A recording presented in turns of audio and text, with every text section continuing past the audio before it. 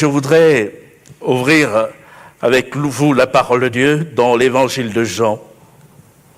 Évangile de Jean, chapitre 9. J'avais prévu de lire ce passage. Nous avons chanté « Tu transformas l'eau en vin, toucha les yeux de ta main ». Jésus a transformé l'eau en vin. Ça a été le premier miracle qu'il a accompli à Cana, en Galilée. Qui pourrait transformer de l'eau en vin? Quel homme est suffisant, capable d'opérer une telle œuvre? Personne. Il a touché les yeux de l'aveugle et l'aveugle a recouvré la vue. Qui pourrait guérir un aveugle et de surcroît un aveugle de naissance? Seul Dieu est capable de le faire. Et Jésus est Dieu et Jésus a accompli cela. Jésus est Dieu et Jésus a accompli encore des miracles. Il guérit encore. Et ce matin, lisons ce témoignage dans l'évangile de Jean, chapitre 9, verset 1er, où il est dit ceci. Jésus vit en passant un homme aveugle de naissance. Ses disciples lui firent cette question. Rabbi, qui a péché, cet homme ou ses parents, pour qu'il soit né aveugle? Jésus répondit, ce n'est pas que lui ou ses parents aient péché, mais c'est afin que les œuvres de Dieu soient manifestées en lui. Il faut que je fasse, tandis qu'il est jour, les œuvres de celui qui m'a envoyé. La nuit vient où personne ne peut travailler. Pendant que je suis dans le monde, je suis la lumière du monde. Alléluia. Après avoir dit cela, il cracha à terre et fit de la boue avec sa salive. Puis il appliqua cette boue sur les yeux de l'aveugle et lui dit, va et lave-toi au réservoir de Siloé, nom qui signifie envoyé. Il y alla, se lava et s'en retourna, voyant clair. Ses voisins et ceux qui auparavant l'avaient connu comme un mendiant disaient, n'est-ce pas là celui qui se tenait assis et qui mendiait? Les uns disaient, c'est lui. Les autres disaient, non, mais il lui ressemble. Et lui-même disait, c'est moi. Ils lui dirent donc, comment tes yeux ont-ils été ouverts? Il répondit, l'homme qu'on appelle Jésus a fait de la boue, a oint mes yeux et m'a dit, va au réservoir de Siloé et lave-toi. J'y suis allé, je me suis lavé et j'ai recouvré la vue. Ils lui dirent, où est cet homme? Et il répondit, je ne sais. Mais plus tard, cet homme croisera Jésus sur son chemin. Et il est dit au verset 35, Jésus apprit qu'il l'avait chassé, les religieux. Et l'ayant rencontré, il lui dit, crois-tu au Fils de Dieu? Il répondit, et qui est-il, Seigneur, afin que je croie en lui? Tu l'as vu, lui dit Jésus, et celui qui te parle, c'est lui. Et il dit, je crois, Seigneur. Et il se prosterna devant lui. Puis Jésus dit, je suis venu dans ce monde pour un jugement, pour que ceux qui ne voient point voient, et que ceux qui voient deviennent aveugles. Amen. Nous allons nous arrêter là. Ces paroles de Jésus. Jésus est le Dieu des rencontres qui change des vies radicalement. Et ce matin, je voulais continuer sur le sujet de la guérison et terminer pour cette série. On pourrait encore s'y étendre mais nous allons marquer un point quant au fait d'aborder ce sujet. Et j'ai voulu voir avec vous ce matin le comportement de quelqu'un qui a été l'objet de la guérison divine, la guérison de Dieu et de Christ. Et cela est pour nous riche d'enseignements. Et je voulais notamment relever deux choses. Il y aurait certainement plusieurs points à voir dans l'exemple et le comportement de cet homme, mais je n'en retiens que deux ce matin, parce qu'ils me paraissent ces deux points essentiels pour comprendre ce que Jésus est venu accomplir. La première chose, c'est justement le positionnement de cet homme quand Jésus à la fin lui dit « Crois-tu au Fils de Dieu ?» Il répondra « Et qui est-il, Seigneur, afin que je croie en lui ?» Et Jésus lui répond « Tu l'as vu, et celui qui te parle, c'est lui. » Et il dit « Je crois. Je crois. » Et il va le dire d'une manière ferme. « Je crois. » Et je voudrais m'arrêter sur cette parole qui pour moi est une véritable confession de foi. Est-ce que tous nous croyons ce matin? Est-ce que nous croyons au Fils de Dieu ce matin? Alléluia! Et nous voulons le dire avec conviction, oui, je crois. La première chose, comme je disais tout à l'heure en relevant ce point que je voulais souligner ce matin, c'est que la guérison de Jésus, les guérisons que Jésus accorde, doivent nous amener à cette foi solide et inébranlable en sa personne, à prendre position pour lui et pouvoir balayer tous les discours, tous les raisonnements que nous pouvons relever ici et là au contact de ceux qui veulent insidieusement introduire le doute dans notre cœur. Mais nous voulons avoir une foi solide. Et je m'aperçois que cet homme n'est pas un cas isolé. Quand nous lisons l'Écriture, depuis l'Ancien Testament jusqu'au Nouveau, lorsque Dieu a accompli des miracles, cela a suscité une conviction profonde chez ceux qui en ont été l'objet. Je prends rapidement deux exemples. Dans le second livre des Rois, au chapitre 5, il est question d'un Syrien, un général syrien, qui atteint de lèpre, va se rendre auprès d'un prophète en Israël, le prophète Élisée, sur le témoignage d'une esclave. Et Naaman, c'est le nom du général, arrive avec sa suite auprès du prophète qui n'ose même pas se déplacer pour aller à sa rencontre. Mais il lui fait dire, va et lave-toi 7 fois dans les eaux du Jourdain et ta chair redeviendra saine, pure. Dans un premier temps, je passe les détails, Naaman n'est pas vraiment résolu à se conformer à la parole du prophète, mais sous l'insistance de ses serviteurs, il finit par s'exécuter, par aller se laver et se plonger 7 fois dans le Jourdain. Et il nous est dit que sa chair redevint pure comme la chair d'un jeune enfant, guéri miraculeusement. Les eaux du Jourdain,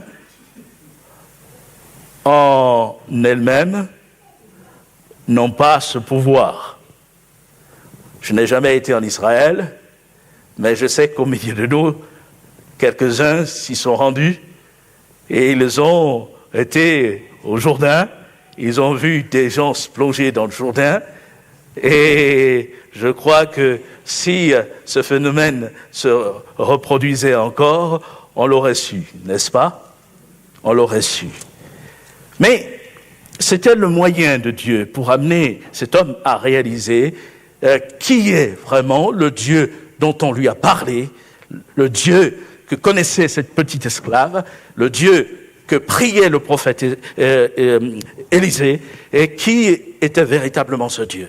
La preuve, c'est que après cette guérison, Naaman va déclarer ceci: je reconnais qu'il n'y a point de Dieu sur toute la terre, si ce n'est en Israël. N'est-ce pas là une belle confession de foi? Comme plus tard, l'aveugle que Jésus va toucher et qui va dire « je crois », en prenant position, Naaman, bien des années auparavant, a lui aussi dit « je reconnais qu'il n'y a point de Dieu sur toute la terre ». Lorsque nous lisons tout le chapitre, nous relevons que cet homme avait ses idoles. Il se prosternait devant des statues. Il considérait des ouvrages faits de main d'homme comme des divinités. Et à partir du moment où le Dieu vivant, le Dieu qui lui a été présenté, est intervenu dans sa vie, il peut dire « je reconnais ». Maintenant, c'est fini. Les idoles, je les mettrai de côté et seul Dieu sera pour moi le véritable Dieu. Amen. Sur toute la terre. On a le cas de figure d'un homme qui ne connaissait pas la loi de Dieu, qui ne connaissait pas le Dieu d'Israël, qui ne connaissait pas tout ce qu'il était capable de faire. Il en avait peut-être entendu parler, mais il n'avait pas intégré ces choses. Et puis, Dieu, dans sa bonté et sa miséricorde, a touché son corps, a touché sa vie. La main de Dieu s'est posée sur lui. Et cet homme a été radicalement changé, bouleversé, au point de dire, maintenant je reconnais qu'il est le seul Dieu. Il croyait, après l'intervention de Dieu. Et l'aveugle a aussi dit « je crois ». Dans l'évangile de Jean, au chapitre 5, c'est le deuxième exemple que je prends pour étayer mon propos. Au chapitre 4, il est question d'un officier romain qui va voir Jésus au sujet de son fils. Jésus se trouve à Cana, en Galilée, et l'officier romain va vers lui parce que son fils est au bord de la mort. Et il va adresser une prière au Seigneur en lui demandant de descendre et de guérir son fils. Il nous est rapporté ceci au verset 48 du chapitre 4. Jésus lui dit « Si vous ne voyez des miracles et des prodiges, vous ne croyez point. » L'officier du roi lui dit « Seigneur, descends avant que mon fils meure. » « Va, lui dit Jésus, ton fils vit. » Et cet homme crut à la parole que Jésus lui avait dite, et il s'en alla. Comme déjà il descendait, ses serviteurs, venant à sa rencontre, lui apportèrent cette nouvelle. « Ton enfant vit. » Il leur demanda à quelle heure il s'était trouvé mieux, et ils lui dirent « Hier, à la 7e heure, la fièvre l'a quitté. » Le père reconnut que c'était à cette heure-là que Jésus lui avait dit « Ton fils vit ». Et il a ajouté ceci, et il le crut, lui et toute sa maison. Et il le crut. Il a été lui aussi témoin de la puissance du propos de Jésus, et il a relevé que ce que Jésus dit s'accomplit. Et, chers amis, chers frères et sœurs, nous voulons encore recevoir la parole de Dieu avec simplicité, en nous confiant dans la personne de Jésus, parce que ce que Jésus dit s'accomplit. Il ne parle pas en vain. Lorsque l'Écriture, comme nous le lisions la semaine dernière, nous dit Jésus-Christ est le même hier, aujourd'hui, éternellement, Ce ne sont pas de vains mots, de vains propos. Jésus-Christ est le même. Jésus-Christ agit encore. Et Jésus est capable d'intervenir encore aujourd'hui. Cet homme s'est approché de lui, il a adressé une prière en faveur de son fils, et Jésus l'a guéri. Et Jésus entend encore les prières de ceux qui intercèdent en faveur de leur connaissance, de leurs proches, afin d'intervenir, de guérir et de les amener à prendre position, se positionner dans leur cœur d'une manière ferme pour dire « Maintenant, je reconnais qu'il est capable de changer une vie, même celle d'un aveugle de naissance. » Et ce matin, nous allons prendre encore le temps de prier. Je disais que nous allons chanter, reprendre ce cœur, « Tu transformes l'eau en vin ». Nous allons prendre le temps d'invoquer ensemble le Seigneur pour que celui qui a secouru hier puisse encore secourir aujourd'hui. Et croyez-moi, en disant cela, je mesure mes propos. Jésus n'a pas changé. C'est une certitude. De la même manière que l'officier l'a prié, nous le prions encore. Il y a quelque temps de cela, ça remonte à 3 ans environ, dans un rassemblement où il y avait moins de monde que nous le sommes ce matin, nous avons commencé une réunion de prière. Et comme nous l'avons fait par le chant, il y avait un chantre qui devait conduire ce moment, introduire la réunion. Et il a commencé par la prière, comme nous l'avons fait aussi ce matin, demandant au Seigneur de venir par son esprit, nous assister, conduire par son esprit les moments de prière que nous allions avoir. Et chose curieuse, alors que souvent on ne prie pas pour des personnes en particulier dans ces moments-là, lui s'est mis à prier, pas pour dire bénis ceux de nos bien-aimés qui ne peuvent pas venir, de nos frères et sœurs qui sont retenus chez eux. Il a cité quelqu'un en particulier. Et la personne s'appelle Michel. Et il a prié en disant « Seigneur, visite Michel, bénis Michel et relève-le. » C'était tellement inattendu, puisque, comme je viens de dire, on n'avait pas l'habitude d'introduire une réunion en priant pour quelqu'un en particulier, que j'ai été moi-même très étonné, surpris. Alors, ce que je dois préciser, c'est que la femme de Michel était dans la salle, et Michel n'était pas. Mais lui ne pouvait pas savoir que Michel se trouvait très mal à la maison, puisque, en fait, le couple s'était organisé. Lorsque l'époux venait, l'épouse restait auprès de leur enfant. Et lorsque l'épouse venait aux réunions, c'est l'époux qui restait auprès de l'enfant à la maison. Et là, l'épouse était présente. Bon, pour nous, c'était tout à fait naturel. Mais elle avait laissé son mari malade à la maison. Et au moment où ce frère élevait la voix pour prier, demandant au Seigneur de se souvenir de Michel, lui n'en savait rien du tout.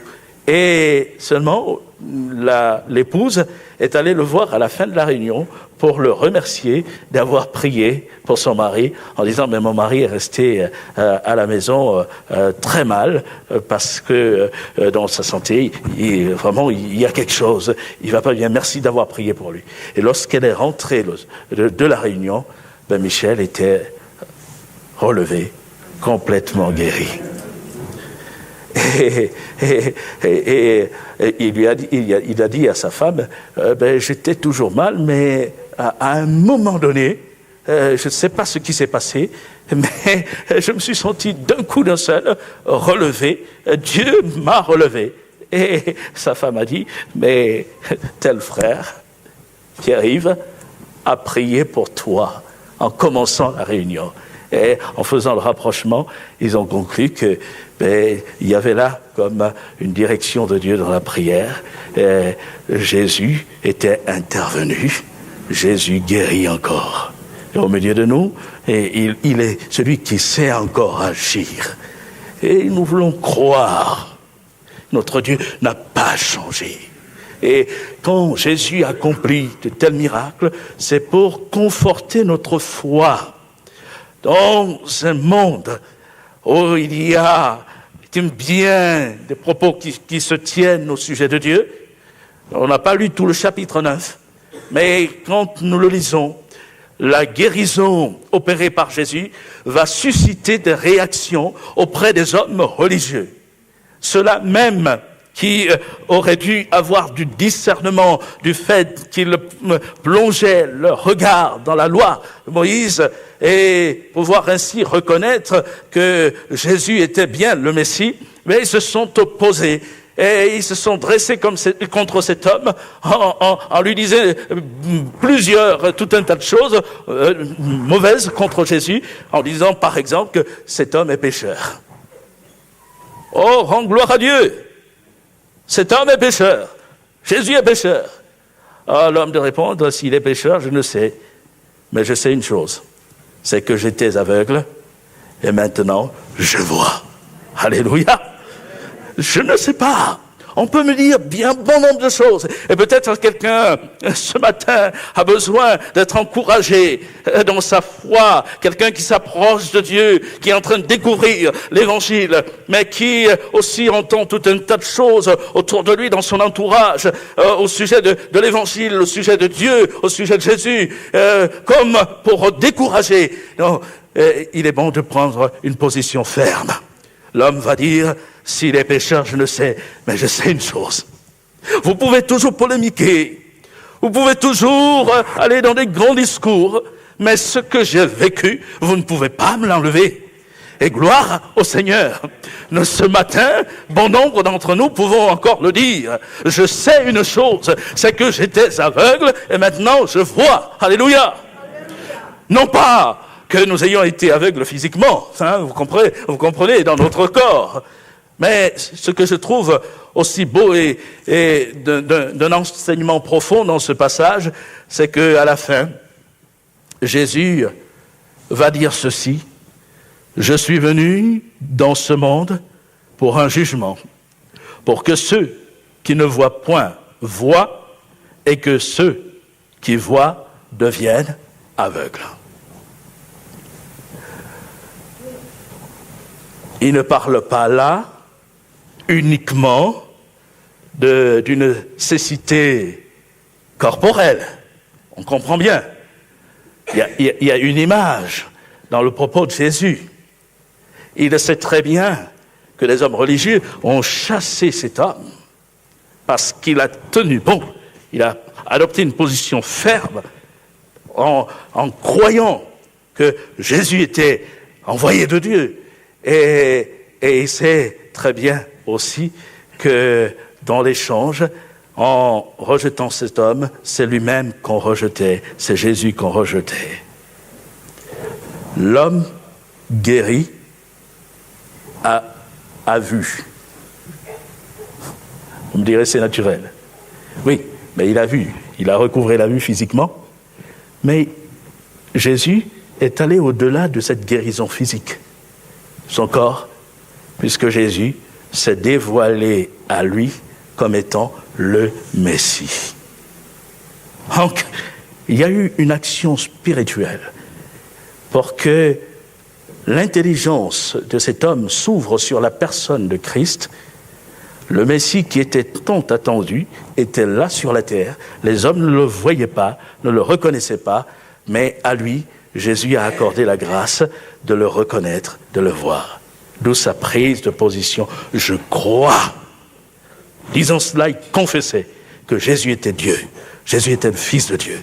Donc lui, qui au départ était aveugle, a recouvré la vue au sens propre, physique du terme, mais il est allé au-delà encore parce que les œuvres que Jésus devait accomplir en lui devait l'amener à croire, à considérer la personne du Messie.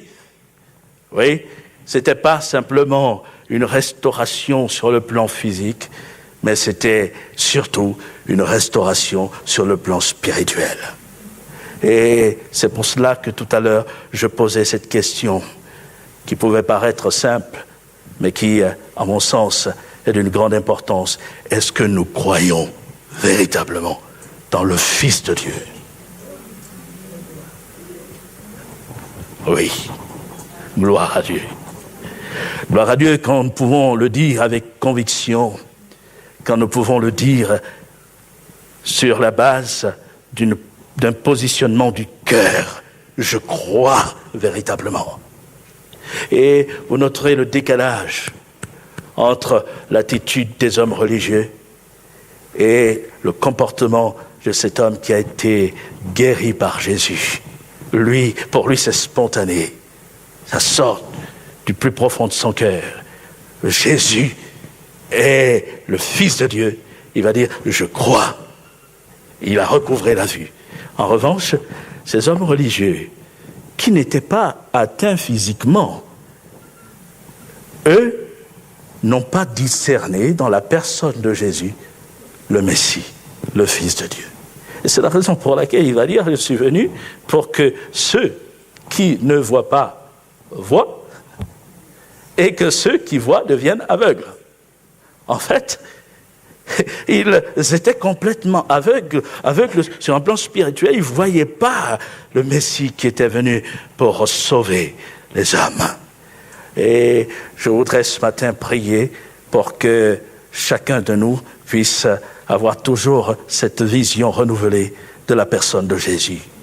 Que nous ne devenions point aveugles, mais que notre regard puisse se porter, quand je dis notre regard, c'est notre homme intérieur. Vous savez que Paul a adressé cette prière au sujet des Éphésiens, demandant au Seigneur une chose particulière. Dans l'épître aux Éphésiens, au chapitre 1er, il pouvait dire ceci, qu'il priait pour eux, je ne cesse de rendre grâce pour vous, faisant mention de vous dans mes prières, afin que le Dieu de notre Seigneur Jésus-Christ, le Père de gloire, vous donne un esprit de sagesse et de révélation dans sa connaissance, et qu'il illumine les yeux de votre cœur, pour que vous sachiez quelle est l'espérance qui s'attache à son appel, quelle est la richesse de la gloire de son héritage qu'il réserve aux saints, et quelle est envers nous qui croyons l'infinie grandeur de sa puissance se manifestant avec efficacité par la vertu de sa force. Et priez pour que les yeux de leur cœur soient ouverts sur la personne de Jésus, et que les yeux de notre cœur puissent demeurer ouverts sur la personne de notre Seigneur. Oui, quand nos yeux sont ouverts sur Jésus, ce qu'il est, ce qu'il est capable de faire, alors nous avons cette conviction profonde, qui ne durera pas le temps d'une réunion, mais qui durera toujours. Et que ce matin encore, le Seigneur puisse ouvrir les yeux de mon cœur sur sa personne. Afin que je dise toujours, je crois. Je crois. La deuxième chose, je vais aller un peu plus vite, que je voulais relever ce matin, c'est qu'il est dit, et il se prosterna devant lui. La guérison opérée par Jésus avait comme finalité, premièrement, d'amener cet homme à une foi certaine, à être convaincu de la personne de Jésus, découvrant qu'il est le Messie. Mais elle avait aussi cette finalité, l'amener à adorer le Seigneur. Jésus a fait de lui un adorateur, son adorateur. Et il s'est prosterné devant lui. Il a rendu hommage au Seigneur. Et je trouve cela aussi enrichissant comme enseignement. La guérison des corps Tout comme la guérison intérieure que Jésus opère a pour objet de nous amener à l'adorer, à nous tenir encore devant lui, à nous abaisser devant lui. Cet homme s'est prosterné. Il s'est abaissé. Dans l'évangile de Luc, au chapitre 17, un autre homme s'est prosterné devant Jésus. C'était un lépreux. Ce jour-là, ils étaient 10 lépreux. Et ils ont supplié Jésus de les guérir. Jésus leur a dit, conformément à ce qu'exigeait la loi, d'aller se rendre auprès du souverain sacrificateur qui allait constater leur guérison. Et c'est un peu comme quand on va pour une visite médicale, quand on pense être guéri, on va faire un contrôle auprès d'un médecin. Et c'est le médecin qui va attester de la guérison. Et c'était le cas. La loi le prescrivait. C'est le souverain sacrificateur qui examinait, suivant des indications précises données par Dieu, et qui concluait qu'il y avait effectivement guérison. Et pendant que ces hommes s'en allaient, ils s'aperçurent qu'ils étaient guéris. Les 9 autres poursuivirent leur chemin, et celui dont je viens de parler, qui s'est prosterné, revint sur sa route vers Jésus, et il nous a dit qu'il glorifiait Dieu à haute voix. Et une fois parvenu auprès de Jésus, cet homme se prosterna. En fait, l'Écriture nous dit qu'il a posé un acte très fort. Bon, la caméra est devant moi, j'aurais voulu mimer cet acte. Bon, c'est pas grave, je disparaîtrai un moment. Et il s'est jeté face contre terre.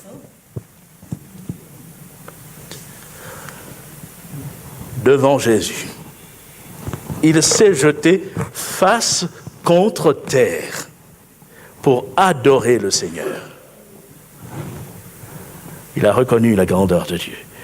Et Jésus, prenant la parole, dit de cet homme, je vois que le texte s'affiche, les 9 autres n'ont-ils pas été guéris? Et les 10 n'ont-ils pas été guéris? Et les 9 autres, où sont-ils? Ne s'est-il trouvé que cet étranger pour venir donner gloire à Dieu? Oui, lui a compris, il a été guéri, et il est revenu, et il a adoré, il a glorifié Dieu. Et nous adorons celui qui nous a guéris. Pas physiquement, mais celui qui a ôté la lèpre de notre péché. Celui qui nous a purifiés, qui a purifié notre âme. Et nous nous prosternons aussi devant lui. C'est à lui que nous rendons gloire. Parce qu'il est venu pour purifier les cœurs. Et dans ta vie ce matin, le Seigneur veut aussi purifier, te donner un élan nouveau, changer ta vie complètement et t'amener à découvrir que lui seul est capable d'un tel acte. Qui pouvait purifier un lépreux? Personne. Qui peut ôter le péché des hommes et changer la vie des hommes? Personne, si ce n'est lui, Jésus. Et ce matin, il est là au milieu de nous, et nous voulons nous tenir encore devant lui comme de ceux qu'il adore véritablement parce qu'ils ont mesuré qui il est véritablement. Et que le nom du Seigneur soit élevé, soit glorifié. Je terminerai mon propos en citant ce texte dans l'évangile de Jean, au chapitre 20, verset 30. Il est dit ceci: Jésus a fait, encore en présence de ses disciples, beaucoup d'autres miracles qui ne sont pas écrits dans ce livre. Mais ces choses ont été écrites afin que vous croyiez que Jésus est le Christ, le Fils de Dieu, et qu'en croyant, vous ayez la vie en son nom. Amen. Voilà en fait l'objet, la finalité des œuvres que Jésus a accomplies, des miracles qu'il a accomplis, des signes, mais aussi de tout son ministère, de son enseignement. Jean a consigné un certain nombre de témoignages. Et je tiens à préciser que des 4 évangiles, c'est l'évangile de Jean qui a été écrit en dernier. On situe la date de rédaction de l'évangile de Jean entre l'an 90 et l'an 95 de notre ère. Et donc, il y avait déjà l'évangile de Matthieu, l'évangile de Marc, l'évangile de Luc, qui étaient répandus. Et Jean a voulu apporter là encore quelque chose de différent dans le témoignage, pour attester de tout ce que Jésus a fait. Non pas pour remplacer ce qui avait déjà été consigné, mais pour conforter les disciples dans la foi. Et il nous est dit ici qu'il a fait beaucoup d'autres miracles. Et le mot miracle, employé par Jean, à dessein, est le mot séméon. Dans les autres évangiles, et les questions des miracles de Jésus, et souvent le mot employé est le mot dynamis. Et dynamis, en grec, a donné, dans notre langue française, dynamite. Dynamite. Ça parle de puissance, puissance explosive. Et Jésus a manifesté la puissance de Dieu dans son ministère par les actes qu'il a accomplis. Quand il ressuscite un mort, il y a la manifestation de la puissance de Dieu. Mais Jean, à dessein, n'a pas voulu reprendre ce mot dynamis. Il a employé le mot séméon, qui veut dire signe. On pourrait traduire Jésus a accompli encore, en présence de ses disciples, plusieurs signes qui ne sont pas écrits dans ce livre. Mais ces choses ont été écrites afin que vous croyiez que Jésus est le Christ, le Messie, et qu'en croyant, vous ayez la vie en son nom. Oui, les signes, un signe est porteur d'un message. On parle de signes linguistiques, on parle aussi de signes pour se repérer. Le signe est porteur d'un message. Il nous induit à quelque chose, à une direction. Et en fait, les signes, les miracles que Jésus a accomplis, c'était pour nous amener à saisir un message. Et le message, c'est celui-ci. Il est le Dieu Tout-Puissant, venu sur la terre. Il est celui qui sauve, qui pardonne. Et nous sommes invités à croire en lui. Et en ayant la foi en lui, nous aurons la vie et la vie éternelle. Gloire à son nom. Et à nous de saisir le message, d'intégrer cela dans notre vie, dans notre cœur. Et que Jésus-Christ soit pour nous le Sauveur, notre Sauveur personnel, mais qu'il soit pour chacun d'entre nous le Dieu devant lequel nous nous prosternons, que nous adorons, et que nous adorons non pas seulement à un moment précis, mais que nous adorons et que nous adorerons encore toute notre vie. Et nous voulons dire « je crois ». Et en disant « je crois », nous voulons encore nous prosterner devant lui. Amen. Et ce matin, nous nous approchons de lui en disant « Seigneur, nous croyons en toi ». Ce matin, nous nous approchons de lui en disant « je crois que tu es le Dieu qui veut encore me guérir, qui veut encore intervenir ». Et nous allons, comme nous l'avons fait la semaine dernière, mais pas de la même manière, et prendre le temps d'élever la voix et de prier ensemble.